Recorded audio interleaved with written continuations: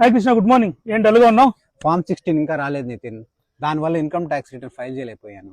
Okay, so September 15th వరకు మనకు time ఉంది. సెప్టెంబర్ 15th లోపల నువ్వు ఫైల్ చేసుకుంటే నీకు ఎటువంటి పెనాల్టీ పడదు, ప్రాబ్లం లేదు. ఒకవేళ నీకు అంత లోపల ఫామ్ 16 కానీ రాకపోతే నీకు యాన్యువల్ ఇన్ఫర్మేషన్ సిస్టమ్ లో నీ యొక్క ఇన్కమ్ ట్యాక్స్ రిటర్న్ లో మొత్తం ఇన్ఫర్మేషన్ దాంట్లోనే ప్రీఫిల్ అయి ఉంటుంది.